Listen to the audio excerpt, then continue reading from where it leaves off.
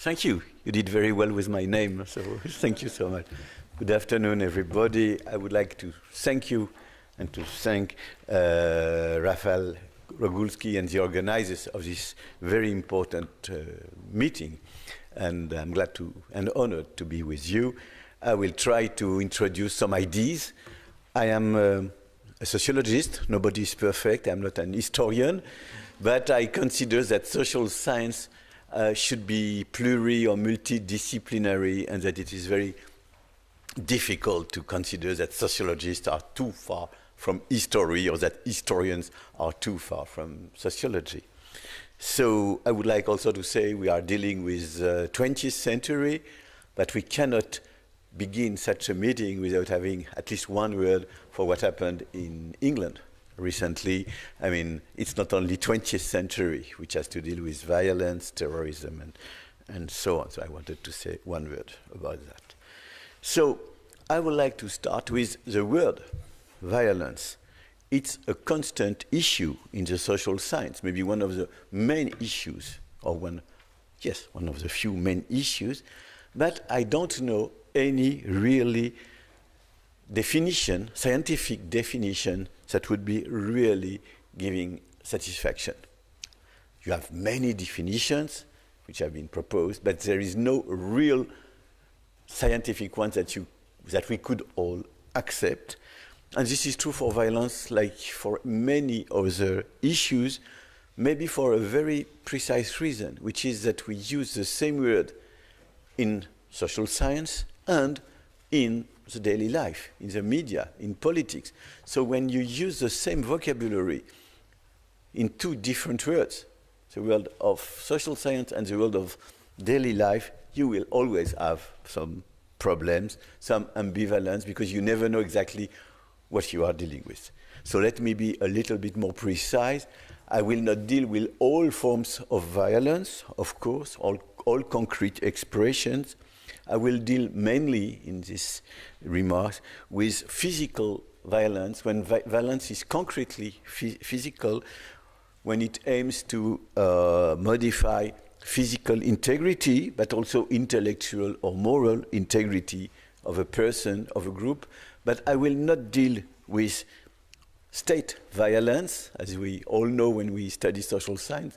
During the first year, we all have to work on Max Weber's famous sentence on state having the monopoly of legal violence or something like that. I will not deal with state violence, and I will also not deal with an interesting issue, I will say maybe some words later, which is what some social scientists called symbolic violence. No, I will deal with physical, concrete, political, and not only, but mainly political forms of violence.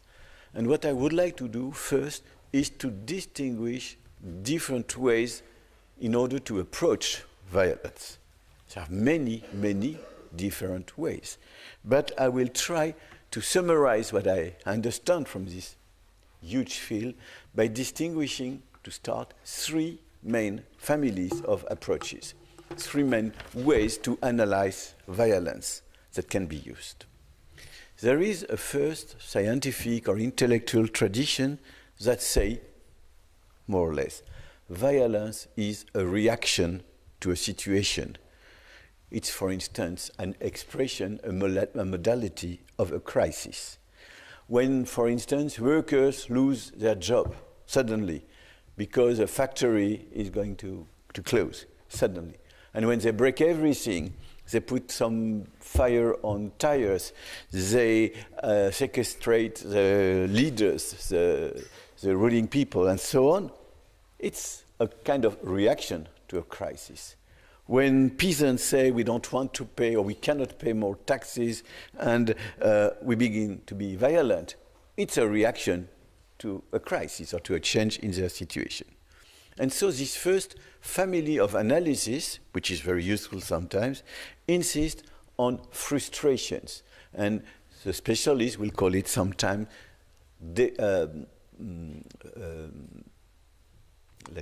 frustration, relative deprivation. That is to say, I am frustrated, so I begin to become violent. And if you look in the general philosophical or sociological theory, you will find with Alexis de Tocqueville some first examples of this when Tocqueville analyzes the French Revolution and says the people that were the more participating people in the French Revolution were not the people that were poor, were far from everything. No, the more active were those who were in a situation where big changes were occurring and that were having a strong feeling of a crisis.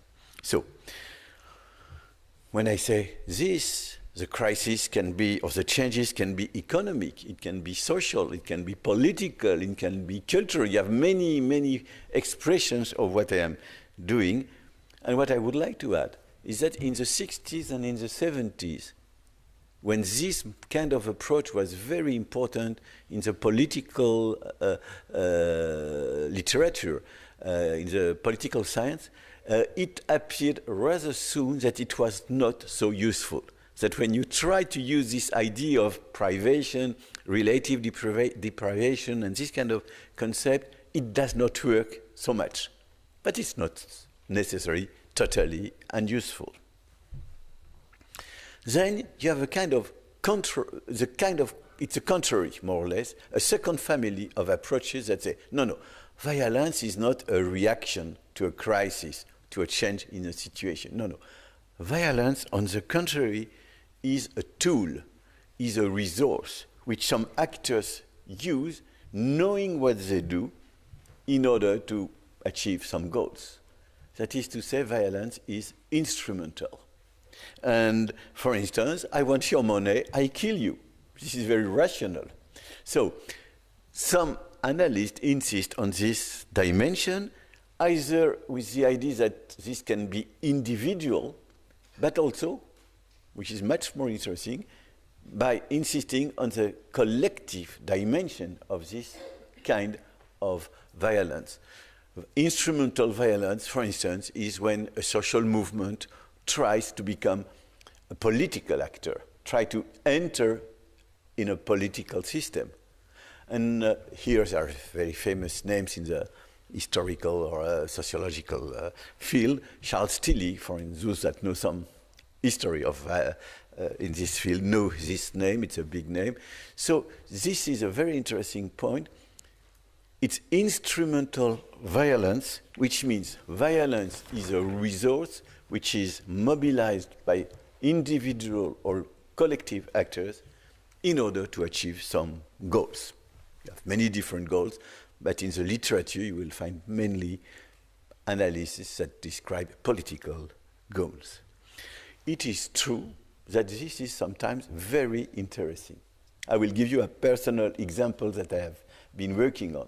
I've been living in the late 80s in Washington, D.C., and I was working on the way American specialists propose anti-terrorist measures. And so it's a big business in Washington, D.C., anti-terrorism. And those that were working on anti-terrorism were proposing many, many different possibilities, many possible hypotheses of violence, and they were all made of very, very intelligent, instrumental decisions taken by terrorists. So they were trying to imagine biological terrorism, chemical terrorism, nuclear terrorism, and so on. And one day, terrorists were much more clever than this. They came in planes with just business class tickets, very respectable clothes, and some knives, small knives, and it was September 11. That is to say, it's very instrumental, that it does not mean that those people that work in order to avoid violence are able to enter in the way people define their strategies. But I wanted to give this example to say violent actors are or have some rationality. They are not crazy people. Sometimes you will maybe find some pathology or some craziness, but they are able to define strategy, goals, to calculate. So at that stage, we have two very different and opposed ways of thinking. On the one hand, people will say violence is reaction. On the other hand, people will say no, violence is calcul, strategy. instrumentality. But here I would like to add a third family of approaches. And the third family of approaches is very different. It says something like violence has something to do with culture and with personality. That is to say, if you want to understand why people act violently, you must know something about their childhood, about their culture, about their family, about the historical background, about the nation in which they have been born, and so on. I will give a very, very famous example. Many people know that. There was a very famous philosopher, Adorno, who during the Nazis was obliged to go to the United States, and he made a very famous work on which gave a book, the title of which is The Authoritarian Personality. And the general idea of this book by Adorno and other colleagues was, if you want to understand how anti-Semitism in Germany could lead to extreme violence, how it was possible, you have to know a lot about the way young Germans were raised 50 years before Hitler, or 40 years before Hitler. You have to know a lot about education. You have to know a lot about primary socialization. And this is the idea. Culture, education, family prepare some personalities to be violent, might be more than other culture, family, education systems. The problem here is also that it is not so strong in order to explain a real violence for a very single reason. If you deal with young people that were born in the late years of the 19th century, and if you want to understand Nazism, anti-Semitism becoming destruction of Jews 40 or 50 years after, you have to forget all that have been happening between the moment where you were in your family, in your culture and so on, and the moment when you act. As you say, you jump and you forget history, politics, and so many things that have changed in your society. And there is another limit in this kind of approach, which is that if you consider that everything is more or less decided when people are young, babies, in the family, in the education, then you cannot imagine that people could change, that people could avoid becoming violent. So this kind of approach, you can call them cultural, you can say that they insist on personality, may be useful, but not too much. So if at that stage, if I have to summarize these first remarks, I will just say that there are three main classical approaches in the social science. Each of them can be useful. I don't say forget them, no. But for each of them, there are some limits. It's not necessarily frustration that makes people act violently. It's not necessarily very strategic or instrumentality ways of thinking that make people act. You cannot say that those people that commit suicide act in a very rational way. It's more complex. And it's not only also family, education, and so on that make people one day being able to become violent. These are useful explanations, but not not enough in order to have a general analysis of violence. Now, my second point will be maybe a little bit provocative, not too much. I would like to oppose conflict and violence. Usually, when we say conflicts, we immediately think violence. And some people, in order to say that very strongly, will say armed conflicts, for instance, or violent conflict. I mean, the idea of conflict is usually connected with the idea of violence. So people will say conflict resolution. Conflict resolution means exiting violence, in the end of violence. So the idea of conflict usually is connected with the idea of violence, and I would like to propose to distinguish and maybe to oppose these two notions, and this can be very useful. When, in my vocabulary at least, when I say conflict, I mean conflictual relation, a relationship between actors, and I should say, to be more precise, a relationship that can one, at one moment or another one, become institutionalized or lead to some negotiation. So if conflict means a relation where negotiation is possible, where institutionalization is possible, then maybe violence can appear as the contrary of violence. I mean here that I don't think, and this is very important, that there is an end to violence when people say there is an end to violence because there is no more conflict. I think that there is an end to violence when people say now we can debate and we can negotiate and we can institutionalize the differences between your point of view and my point of view. It's a huge field which I am not dealing with today. But so it is true that in many, many cases you have conflict and violence together. You will have, for instance, situations where actors that could become partners in a negotiation, some of them will use violence. This is true. But generally speaking, and I will give one or two examples, the more people are able to transform violence into negotiation, institutionalization, debate, conflictualization without violence, the better it is. I will give you one or two examples to be more efficient. My first example is, and I will give very historical example, and a 20th century example.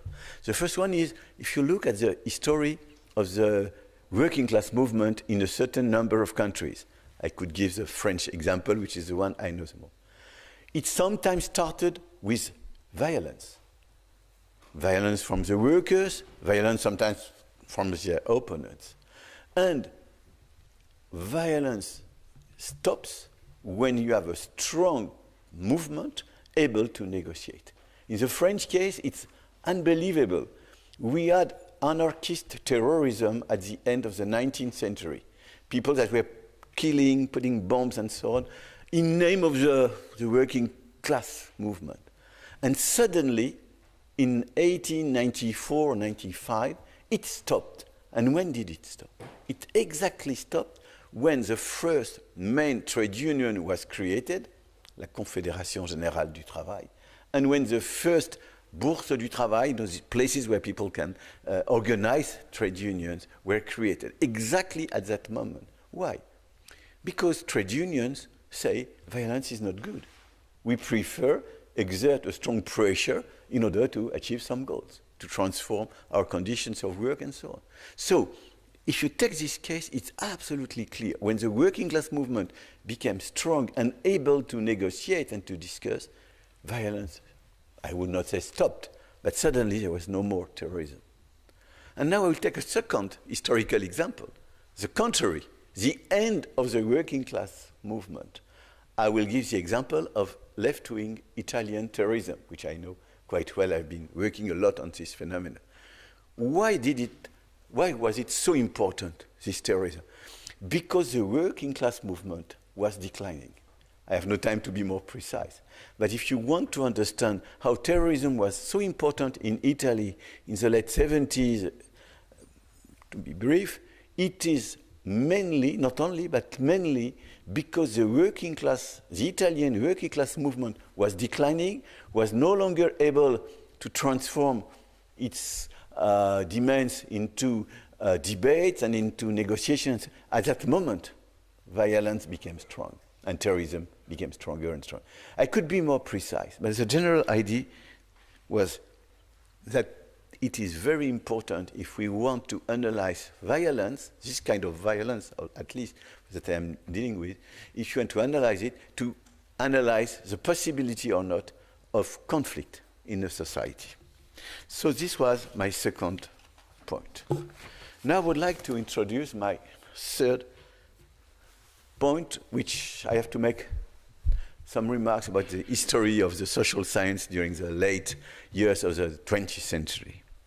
In the 60s, 70s, generally speaking, social science were dominated by what we could call structuralism. The idea that what is important is not the subjectivity of the people, but abstract mechanism, structures that organize collective life. But then in the 80s and 90s, new ideas, and this is very important for violence, new ideas appeared explaining that we have to deal with subjectivity and not only with abstract mechanism, structures, and all this vocabulary that was so important. And for instance, I will quote two main French but world-famous authors, Michel Foucault or Alain Touraine. The first one is a historian philosopher, the second one is a sociologist. Both of them, starting from very different perspectives, said, we have to take seriously into account the notion of subject. What does it mean? The subject, in the vocabulary of these two intellectuals, it's a little bit different, but it is more or less the capacity to act. Being a subject is being able to transform oneself into an actor. And so a subject is the contrary of an abstract mechanism. And those people, and many others after them, introduced the notion of subjectivity within the social science, including in order to work on violence. There were some conditions for this. First of all, it means that the subject, Foucault or Touraine's subject, are very romantic people, are wonderful people. They transform themselves in actors that are building their own life, a very wonderful life, and so on. So, of course, subjectivity does not mean only a wonderful life. Subjectivity may lead also, to the contrary, to a dark side of individuals, to the dark side of collective life. So the first point is, if we want to introduce the notion of subjectivity in order to analyze violence, we must admit that subjectivity can lead to dark behaviors, to say it like that, and not only to positive, romantic images of action. The second point is that we must avoid what social scientists call naturalization or essentialization of social behaviors. That, is it for me? I have still 5 minutes, or? Yes, of course. Yeah, thank you. So if one has to introduce also the idea that subjectivity is not nature, it's not an essence, and that what is maybe more important than working on the notion of subject, we have to deal with the idea of processes of subjectivation. I am more and more able to build my own life, and processes of desubjectivation. I am less and less able to build my own life, and I'm going to be more and more a destructive person. And here enter what we can introduce as a fourth approach in the analysis of violence, taking into account the processes through which persons and groups are more and more able to be subject, or on the contrary, more and more able to be anti-subjects, to destroy, to kill, to go on the dark side of collective life. And to give some examples, it's in some cases there is not such a long distance between subjectivity and action and violence. For instance, when people live in neighborhoods where they cannot transform their life and they become violent because they cannot become actors. But there are other cases where subjectivity is absolutely different. It is when some people will be so far from being subjects that build their lives, that try to build a wonderful new world. No, some people are so far from this that they enter in processes in which they will be, in my vocabulary I would call anti-subject. They will use violence for pleasure. They will use violence for cruelty. Violence will be connected with nothing else than the pleasure that violence can bring. And you have some cases where cruelty and all this violence for violence appear within situations. I don't have time to be more precise, but what I want to say is that if we want to analyze violence today, we must take very seriously into account the idea that it is the result of processes in which some people lose contact with what I tried to call positive subjectivity and are more and more on the other side until they kill other people and until they kill themselves, self-destruction. So if I said that, it is because this kind of approach, which was not so strong during the 20th century, began to be more and more influential in the social science in the late years of the 20th century.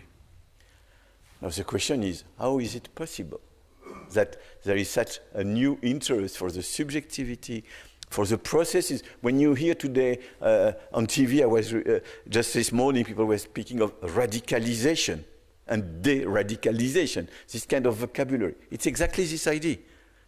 Radicalization means that a new form of subjectivity. De-radicalization is introduce another form of subjectivity for these people. So how is it possible?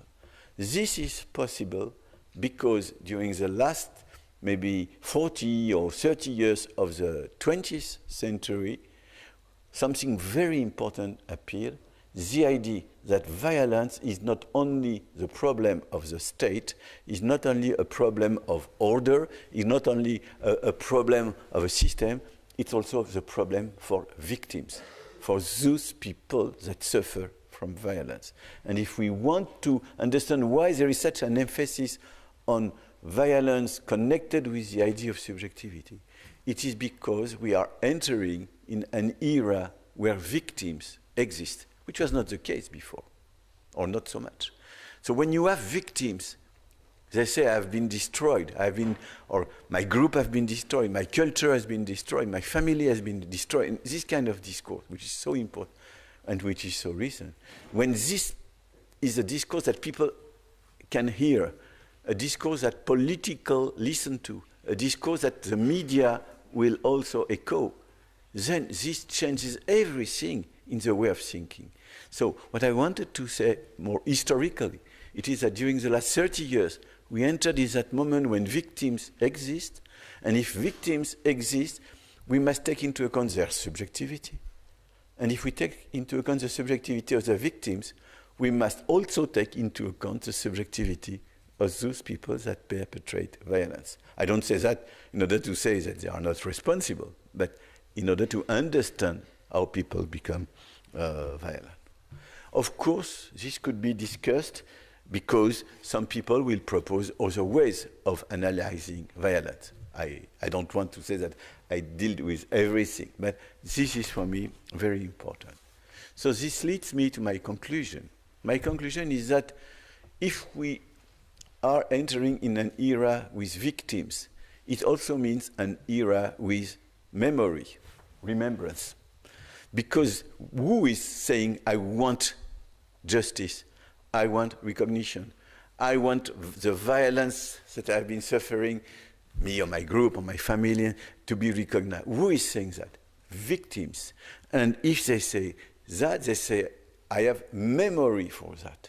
And the memory of what happened is not history. We all know that. The memory is what I remember, what my family remembers. It is not what I will find in books of history, not necessarily. So the problem is it possible or not to pass from memory to history? It is not so obvious. In some cases, it takes time, but it is possible. In my country, in France, for instance, during 20 or 25 years after the Second World War, there was no space for Jews in the general memory and in the books, in history. But some Jews, some intellectuals, some great historians, Paxton, for instance, decided to mobilize themselves in order to make memory participate in the public debate. And after some years, memory became history. Today, you can open any kind of book of history in France, So it will deal a lot with the French state during the Second World War, the story of Jews in France and so on, which was not the case before. But in some cases, it's more difficult. It's more difficult because sometimes there are different memories and they fight. I take also a French example. If you say the memory of the Algerian War in France, but some people were the son of members of the FLN, the Movement of National Liberation. Other people were sons of Arki, that is to say Muslims that decided to fight with the French army, or that were obliged to fight with the French army. Some people were white French people, that the so-called Pieds Noirs, that were obliged to come back to France. Other people were Jews, Jews from Algeria. All these people have different memories, and they conflict. And sometimes they hate themselves. So how can you propose an history when memories are conflicting? Not so easy. And sometimes the conflict is not within a nation state, but at the international level. It is very interesting, for instance, to know that you have some committees that have been proposed during the recent years in order to work on a common history books for children between Germany and France. A committee that say, let us try to publish a book which would be accepted in Germany and in France in order to see what are the points on which we disagree. So, but it is not always so easy, and sometimes memory can be an obstacle to history. I have no time to develop, but this is a key point. So now I have to finish, and I would like to tell you my conclusion. As you see, I passed from time to time from analyzing violence to the idea that we must finish with violence. That, for instance, in passing from memory to history helps to finish, to exit from violence. I think that the 20th century obliges us to, I speak as a social scientist, to analyze violence. Maybe the 21st century will be the century where we shall build a new field which will be exiting violence. Let us study how people exit with violence, how European remembrance work.